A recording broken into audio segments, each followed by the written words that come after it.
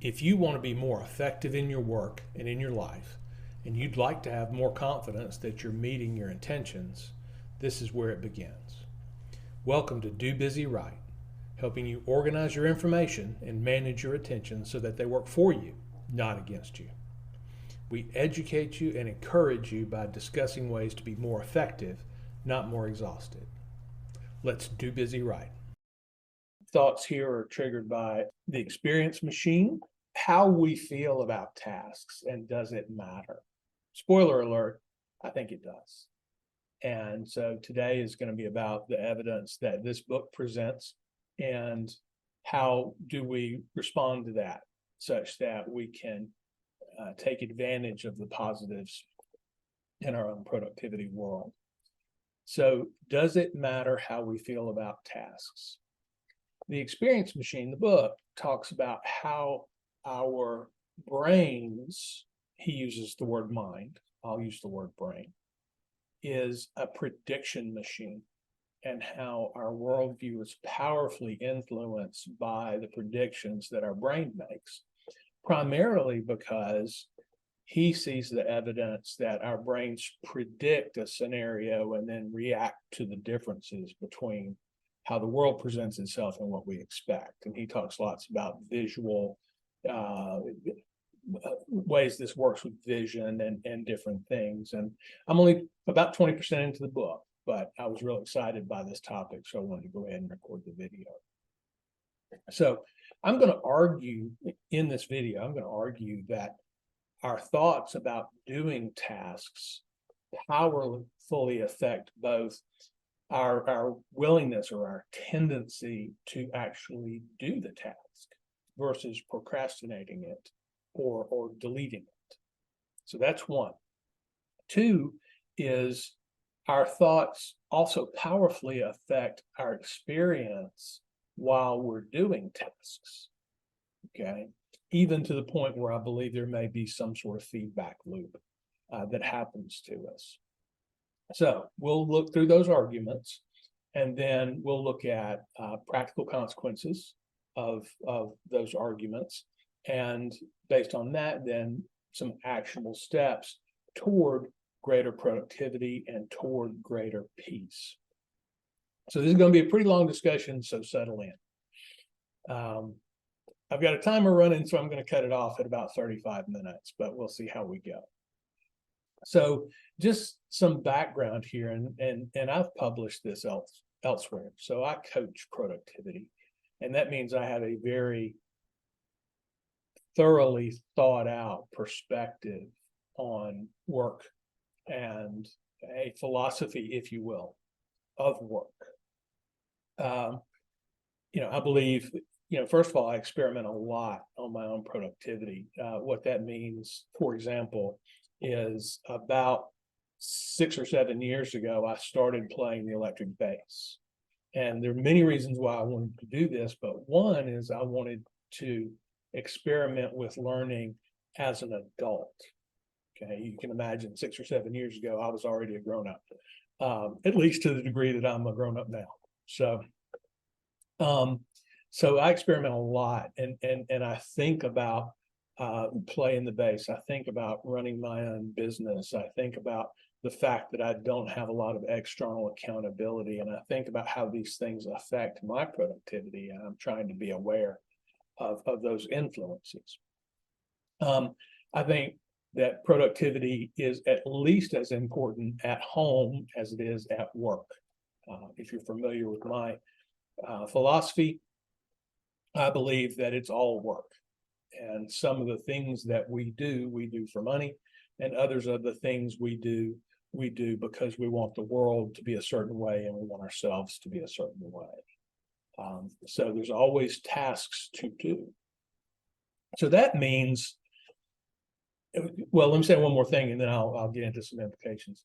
I need to know this stuff in order to coach other people in how to do it. I think I try to take a very science-based approach to our productivity, a very action-oriented approach, right? So I have a philosophy, but at the end of the day, that philosophy, unless it drives action, really is not terribly useful to you all. Okay.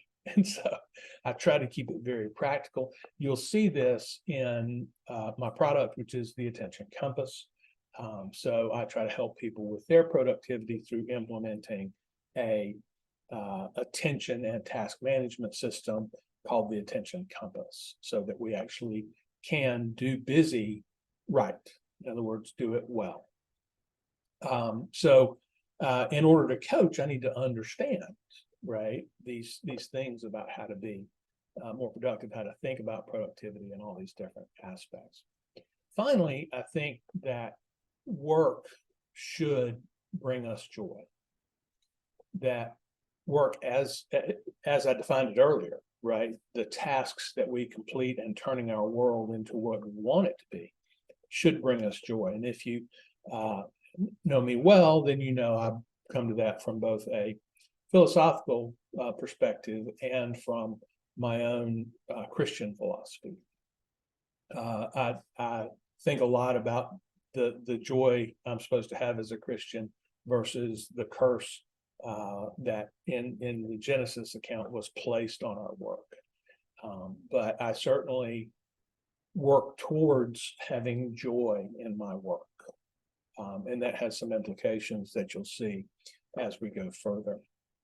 All of this means that I think a lot about how to actually produce work, produce results in the world, produce value in the world through performing tasks. So if you haven't heard that background, there it is. This is a little bit more philosophical than others, so I kind of want you to know and understand my basis for thinking about these things the way that I do. Back to the book. The Experience Machine, at least in the early going that I've read, talks a lot about, our brain is constantly predicting what the world is going to be around us.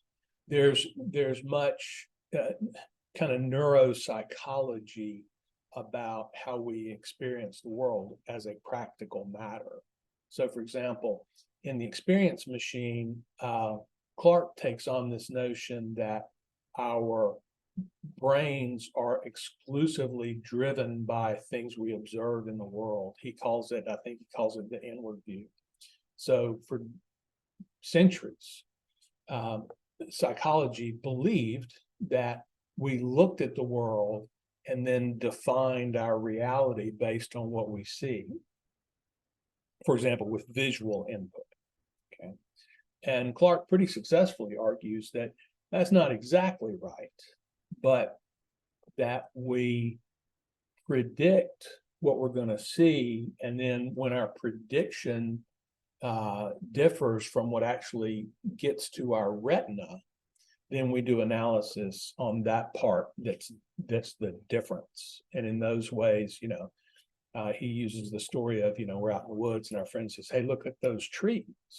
And so we look up and we expect to see trees, and we have our brains give us a prediction of what we'll see when we look up. And then if there are differences between what our retina gets and what our brains predict, then we take that on board, sort of like video compression techniques, if you're familiar with that. If a pixel doesn't change, they don't send it again. And so that's kind of a metaphor for how we actually experience the world visually. And I'm confident that he's going to make similar arguments about all of our senses, okay, that our brain predicts what our nervous system at large is going to find, and then we focus on the differences. Now, he's moved into this notion of our expectation. The expectation that our brain serves up really influences what we perceive. So at this point in the book, he's talking about, for example, the placebo effect and different ways that our psychology influence how we experience, for example, pain and other things that happen to us in the world, right? And he's getting pretty close to, and I believe he will argue that Pain is something that we experience through this mechanism, but it's powerfully based on the prediction that our brain makes. And you've probably heard similar before. People talk about, well, Carol Dweck in particular has written a book called Mindset.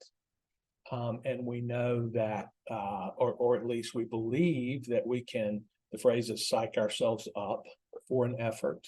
And that's how does our mental state then directly affect our performance? And the experience machine is very technical and very scientific about how that process might work.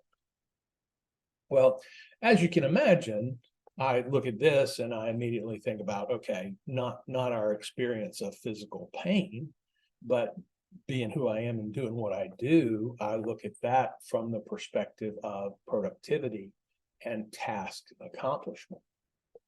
One of the primary enemies to our productivity, I would argue, is our sense of procrastination. There are others, procrastination, perfectionism. There are several things that I believe influence our actual willingness in the moment to complete a task and deliver value out into the world.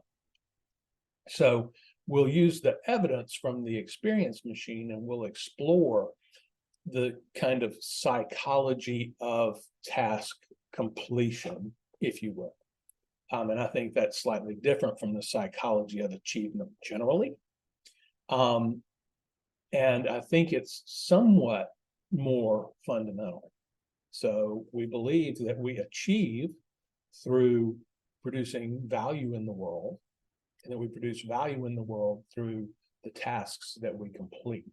And so I'm really basic here in this hierarchy of how can we practically influence the amount of product we put into the world, and thus the connection between product and value.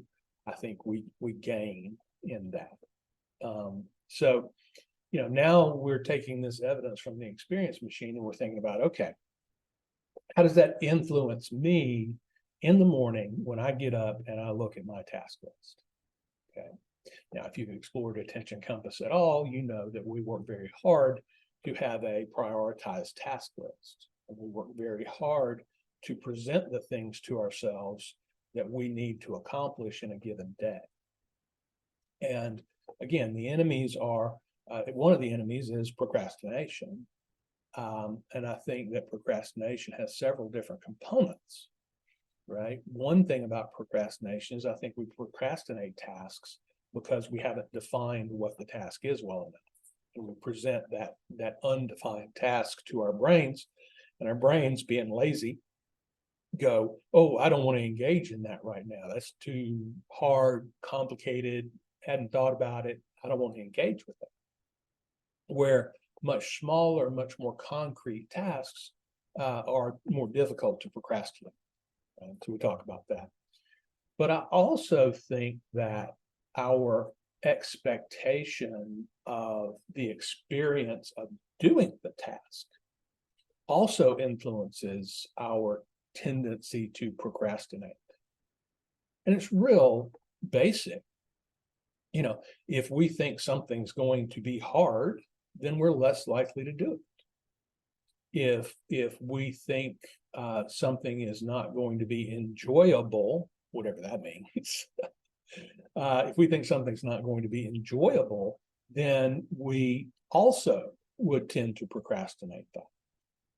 And so this is about the thinking that it's going to be enjoyable, this notion of drudgery, if you will, versus the excitement of doing something new and different. Okay. Now, if you've watched my videos, you also know that I'm a big believer in accessing your strengths versus having to confront your weaknesses.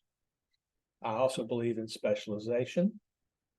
I think that if you find your niche, that you should be effective in that niche as compared to constantly battling your weaknesses. And so when we look at that, we think, okay, the primary, I would say, takeaway so far from the experience machine is that how we predict influences our behavior. And if we predict that something is going to be hard, boring, drudgery, then we're less likely to do it. On the other, and oh, by the way, not only are we less likely to do it, but also, according to the science in this book, our experience while doing it is going to be largely negative, right? Oh, I predict this is going to be drudgery, so I perceive it as drudgery. And the problem there is, and he's beginning to talk about this in the book, the problem there is this self-reinforcing cycle, right? So we predict that we're going to dislike doing something, okay, or for whatever reason. And then our brains tend to perceive it as dislikable. And then the next time we confront a similar task, what we think of as our evidence about this task then is somewhat more negative than it was the first time we tried to do it. Okay. And so how can we position ourselves, right, in order to avoid that problem, and certainly to avoid reinforcing that problem, right? So kind of, if you will, I'm going to engage in some practical positive thinking. Okay, positive thinking has something of a bad rap as I record this, and sort of a love-hate relationship. Positive thinking has been thoroughly lampooned in our culture, but we keep going back to it because there's this counter evidence. There's this fact that top athletes mentally prepare for their performance, and courage to do something that you've never done before is largely based on that expectation of success, or to say it another way, kind of reducing our fear of failure, right? I read a great book on confidence. The title escapes me right now, but I'll have to do a recording on that as well. I think it's called The Confident Mind. It was very good about how to set your mind up practically, what to think about, so that you have more courage when you face a challenging or unknown task. Nevertheless, that's something I'm on the side. So kind of getting back to our purpose here. So if you've more or less agreed with me thus far, right, that our mental state is going to affect whether or not we do a task through procrastination, and our experience while we're doing the task, such that we get into this negative feedback loop, then now we can talk a little bit about what to do about that. Okay. For a long time, I've been thinking, and this is somewhat driven by my Christian worldview, and I'll explain what that is briefly. So, I'm if you understand Christianity, I'm commanded to love people despite whether or not I like them. And I'm taught to, think better of others than I do of myself, right? Despite the fact that many times I think people are being boneheads, right? All you have to do is get in a car, and you'll have plenty of opportunity to feel like other people are acting like boneheads. And then there's the fundamental attribution error, right, which we understand from psychology, where with our own actions, we feel like they're justified by circumstance. But when we look at others' actions, we feel that they are only a direct result of their selfhood, right? Their upbringing, their education, their skill level, right? And we don't give them the benefit of the doubt that we give to ourselves, okay? And so I've worked a lot on what's called framing. Okay. So the notion of framing, as I understand it, is we are story creating machines. And this is not far from the prediction machine, right? If you expect somebody to behave poorly, you tell yourself a story about how they're going to behave poorly, then whatever they do, you're more likely to experience as poor behavior on their part. Okay. So when we say framing, okay, what that means is we're making up our stories out of whole cloth. Okay. We're just imagining them. So you're driving along and somebody does something boneheaded, right? You instantly tell yourself a story about who they are, what their mom and dad taught them, how intelligent they are, what their IQ is, and what their education level is. Okay. Instantly. Okay. And the story you tell yourself makes them out to be a bonehead, right? But you do boneheaded things all the time. I do boneheaded things all the time. So take driving, for example. We make driving errors when we're not paying attention, in part. And so if we're not paying attention, how would we know we made a driving error? So we all think we're these great drivers, but I guarantee you that there are people out there in the world that go, oh, there's that car. I'm going to slow down and let them go ahead, do their thing. So if we can frame these situations differently, then we can perceive them differently. Okay. And, either story is totally made up, right? We never know the facts that are going on for that other person, right? And so we can frame such that at a minimum, we control our negative response to that. And in traffic, what I typically do is somebody does something boneheaded is, well, they're really in a hurry to get where they're going. And I need to just let them, the best way I can help them, love on them, is to get out of their way and let them just get on with what they need to do as they perceive their situation. Okay. And that's a work in progress. Okay, fair enough. So then we look at these tasks and we tell ourselves a story about the task. And part of that story is, oh, I like doing this, or oh, I don't like doing this. And my contention here is we should take a minute and just check our framing, check our internal monologue or our internal dialogue, whichever way you perceive it, and think really about the task. So I'm a knowledge worker, and a ton of my work is in two categories. One is I'm sitting here interacting with my computer, and two is I'm out in places interacting with other people. Okay. I don't dig ditches, right? I don't typically get splinters from the work that I do, right? I'm very unlikely to harm myself physically, right? Or get harmed by the work that I do.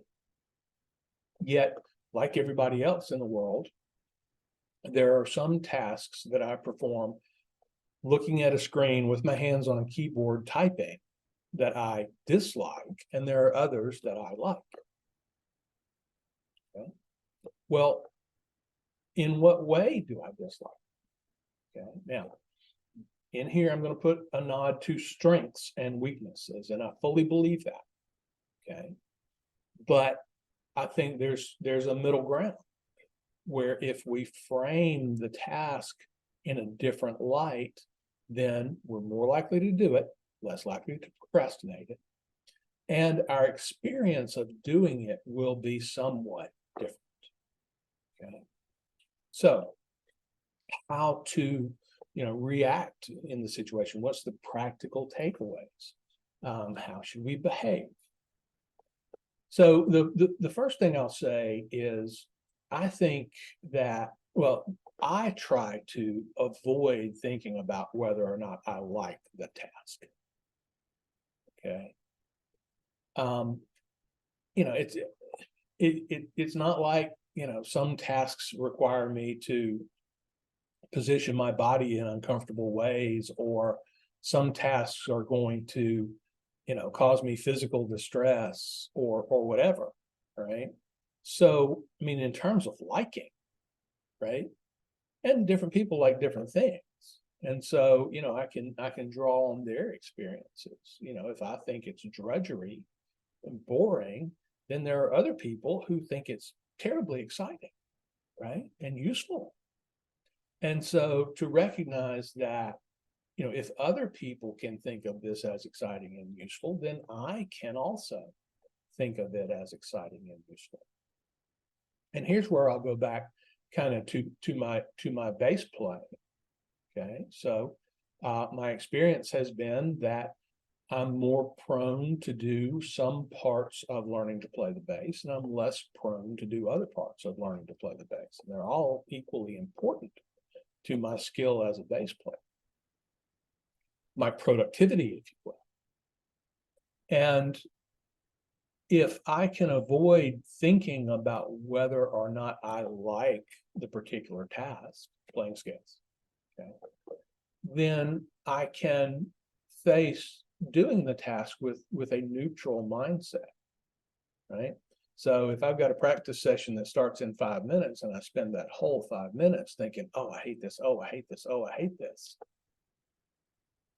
what am I doing? I'm telling myself a story that's probably made up, okay, versus telling myself a different story. So in some sense, I think we need to exert more control over the stories we tell ourselves, and particularly avoiding thinking about whether or not I like the task. There's no need to say that. I either do the task or I don't do the task. Okay? Whether I like it has little to do with the fact that it needs done. As I was raising my kids, the grass does not care if you like cutting it. Okay. The mower does not care if you like pushing. And so the task needs to be done, and let's worry about, whether we enjoy it or not another time. So that's one thing.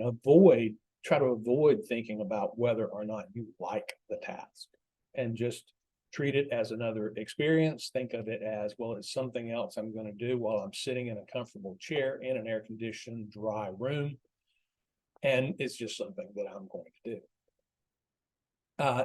Similar to that notion, I also want to think about how we use words, okay? Because I think it's important because of that storytelling that we do, okay? So one of the things I'm trying to do in my own life at this point with this evidence is to say, I get to do X versus defaulting to I have to do X, okay? So talk about playing the bass. I bought a fairly expensive instrument. I spent lots of money in audio.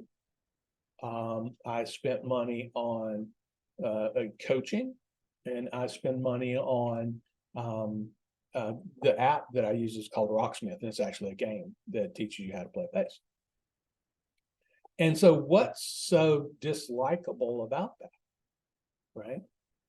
Oh, it's effortful. Well, I enjoy putting forth effort, right? I mean, it's a bass. The strings are big and fat. They don't hurt my fingers, right?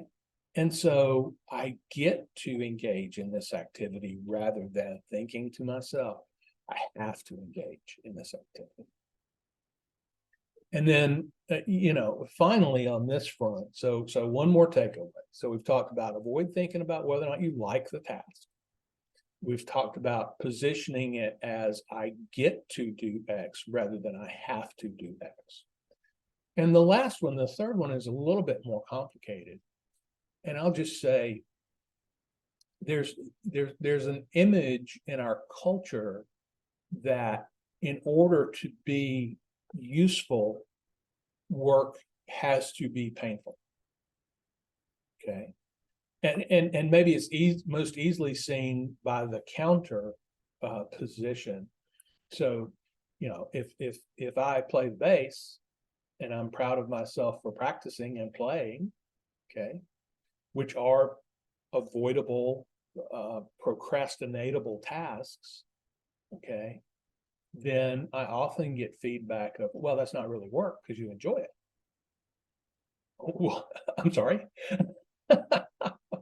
And so we have this notion that in order to be valuable, in order to count as work, it's got to somehow be hard or overcoming some pain or something like that. And I've even seen people go to, you know, some lengths to make work harder. Thus, it's more virtuous. So where did that come from in our psychology, right? Now, it may come from, you know, what's called the Protestant work ethic, right? And some artistic sense of, oh, I've got to suffer for my art, right? But I think accomplishment in the world, even minor accomplishment, should be a joyful thing for us. We should look back on that with some pride and some joy. And okay, the world is this much better because I did what I did, or I'm this much better because I did what I did, and take more satisfaction from that than I think the culture typically wants us to do. And so, I'm not quite to the point where I'm thinking, if you hate it, don't do it. But I'm not far, right? I mean, if you're an adult, if you hate doing something to the point where it causes you psychological pain to do it, then don't do it. You have your own standards, okay? If you don't like cleaning the house, then don't clean the house, right? Or clean it less often, right? Well, that'll just make it harder. Maybe, okay? But continue to look into your tasks to see if there's some way you can find joy. And I'll give you an example. I have been in some areas of my life, I have been able to say to myself, this is the point of owning objects so that you can take care of them. So we have 2 dogs. The dogs are a pain in the butt. If looked at simply from a productivity mindset. For some little bit of supposed psychological stress reduction value, I have 2 dogs. Well, my experience with the dogs is not stress reducing. My experience with the dogs is they constantly need attention. They interrupt me a lot. There's a fair amount of drudgery involved. And oh, by the way, there's a fair amount of expense, right? Taking my dogs to the vet, is not a cash transaction. I don't carry that much cash, right? And so then looking deeply into the reason, okay, why do I have dogs then? Well, part of it is to make my wife happy. But the other part is so that I can interact with them, so that I can play with them, so that I can talk to them once in a while. Right? And that's a reason why we have these possessions, because we want them in our lives. And so taking care of them, so cleaning is taking care of your residence, okay, turning it into what you want it to be, and you have your own standard for that. So that in some way is caring for, okay, something that we chose to have in our lives, right? If you despise house cleaning, then find somebody else to do it, move to a smaller space, get more cleanable surfaces. I don't like dusting, so I don't tend to collect knickknacks, despite what you might see back here. But when I dust these things, I remember them and why I have them and the value that they provide or joy they provide in my life. All of that to say this notion of work needs to be painful, that we need to, there was an old commercial about baking brownies. The lady in this case was sitting at the kitchen table reading a book, and the timer went off, and she reached over and took the brownies out and set them down on the table. And then she reached over into a canister and threw flour on her face and on her shirt and walked out with the brownies. And so the clear implication was making them out of book boxes is easier than making them from scratch, but also that we then have to put on airs about what a challenge this was so that people will appreciate us even more.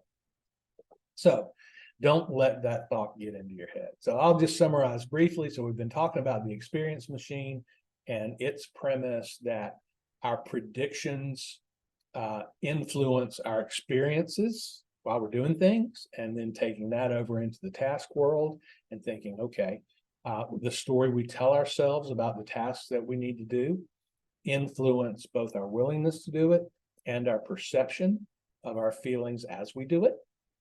And so then we ended with a few ways to think about how to counter that in our lives. So how to, avoid thinking whether or not you like the task. Use internal framing. So I get to do X rather than I have to do X. Okay. And then finally, arguing against the notion that work has to be painful to be productive. I hope that all of this has helped you think through how you approach your work and think through areas in which you can behave differently such that you can be more productive. This is Larry Tribble, Ph.D. Thanks for taking some time to improve your task and information management on the Do Busy Right podcast.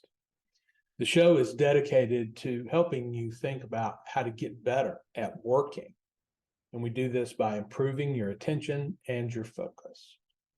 I believe that your work is not just about your job, but about all the tasks that you do to turn yourself, your environment, and your relationships into what you want them to be. What we're really talking about here is the underpinnings of becoming who you want to be. The primary way I help people is through coaching the Attention Compass process. Attention Compass is 4 workflows and a tool set that support our information, task, and attention management. I help people with big goals to build habits that put them in a position to achieve. We do this by eliminating wasted time and wasted attention. If you'd like to know more, you can find me on LinkedIn or go to dobusyright.com for more information. Have a good week, more effective and less exhausted. Do Busy Right.